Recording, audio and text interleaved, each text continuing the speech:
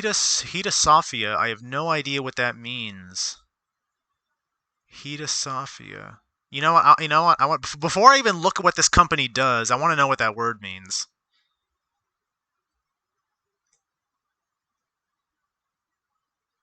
Yes, that's what I want to know, Google. Thank you.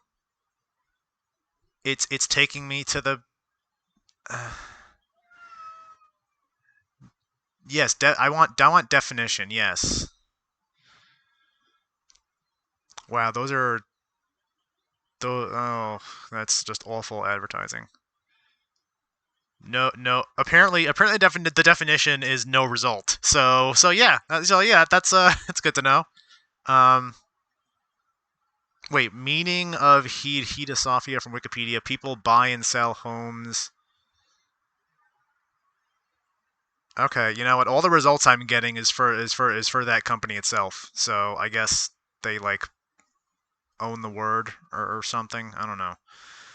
But I mean, based on that, we learned that they buy and sell homes. So they.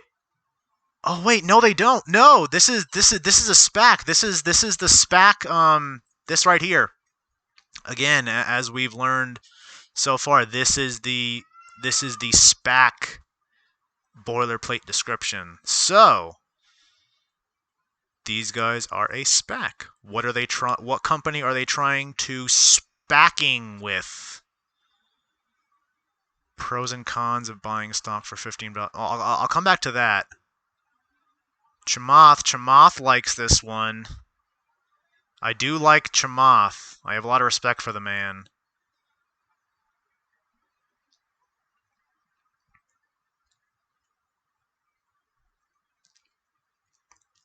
Wait, is this his own SPAC? Hold on. Wait, what's the name of this company again? Social Capital. Wait, is this his SPAC? Is this he doesn't just like this, he owns this? Wait a minute. Social Capital has already created several special purpose acquisition companies.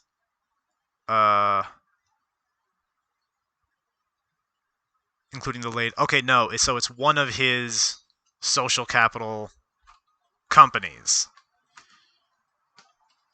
Recorded November 16th. About the vision for the future of with this new and what new SPAC could be coming. No, I don't see any. I guess it's still. So I don't see anything in here about what company's trying to merge with. I guess it's still. Already, I don't like this. Already, I don't like this. And again, like I said before, I have a lot of respect for Chamath, but I don't like this because it's a SPAC. It's a SPAC without a company that it has in its own mind that it wants to merge with. Seems like to me a solution in search of a problem, which usually is not a worthwhile effort. You're kind of going backwards, which I know a SPAC is kind of the reverse of how this stuff kind of works anyway, but still. And this apparently has been a SPAC or a shell company as they call it for a while, at least 2 months, seeing as this article down here goes back that far. So to be a SPAC that long and not have back to December roughly. Like, I don't know what I honestly don't know what the average lifespan of a SPAC is, but to be a SPAC for this long and not even have an indication of what you might want to merge with or reverse merge with is, I'm going to use the word alarming. Yeah, I'm going to use the word alarming.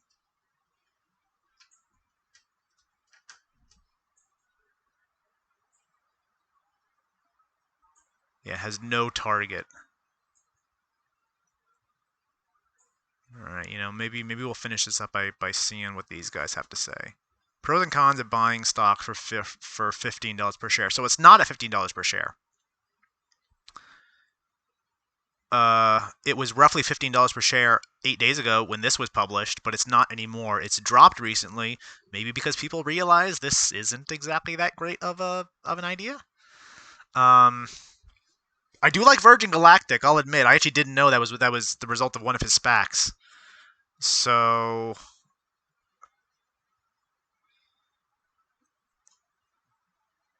50% premium for what amounts to a pile of cash. Yeah, I mean, like, I agree with that. And I've gotten very wary of SPACs recently because, and you know what, I didn't want to get into this yet. I wanted to save this for the review session tomorrow because I kind of wanted to talk about what happened to the market this past week, not just some individual stocks, but also the market as a whole. But people have gotten burned by a lot of SPACs recently. I know I personally have been holding Churchill Capital, CCIV, and I got greedy. I held it too far. I should have known it. I should have known it was gonna fall. I didn't. I didn't. Again, I got greedy. Number one. So me personally, when I trade, number one rule I try to live by is don't get greedy. Okay, if you see first sign, everyone likes to say diamond hands. Everyone likes to use the little emojis. No, diamond hands is how you lose money. Right? First rule is don't get greedy. Now, I say that's the first rule, and despite being the first rule, I break it astonishingly often. I break it astonishingly often, and it always screws me. It always screws me, and I never learn because that little voice in the back of your head, oh, well, what if it goes higher? You can always make more money. Diamond hands, bro. It's a powerful little voice. It's a very powerful little voice. And it's hard to fight it. It's hard to fight it because, what if it does go up? What if you lose out on another 100% gains because you sold, you didn't have those diamond hands? Well, diamond hands lose you money. Diamond hands more than often lose you money. That's what I think anyway. Again, in my personal opinion. So given that little side talk about SPACs and how my whole view of SPACs has changed drastically this past week because I have gotten burned personally and been my expectations used to be lofty up in the sky, and I've kind of been brought down to earth this past week a bit. So definitely not a I can't talk. Definitely not a buy. But do I think it's a sell? No. No, I don't. Because, well, it's going to merge with something eventually. I've never heard of a SPAC that doesn't eventually merge with something. And as soon as it announces it's going to merge with something, that hype is going to make this thing go through the roof. So do I want to say it's a buy, even though all of the negative stuff that I've said here right now? Yeah, yeah, I do. Because a pre-announcement SPAC. So I know I went through all, and I'm kind of taking a long time to do this post 5-minute analysis, but I feel like it's all important information. When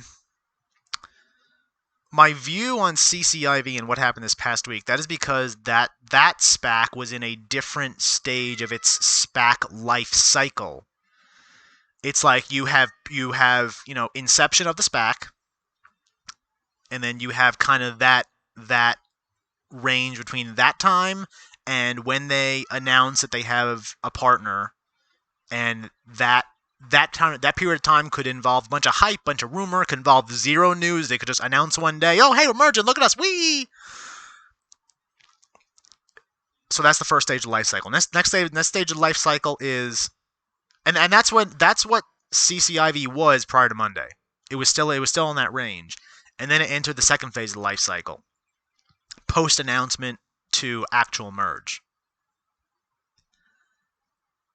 This is the much shakier ground.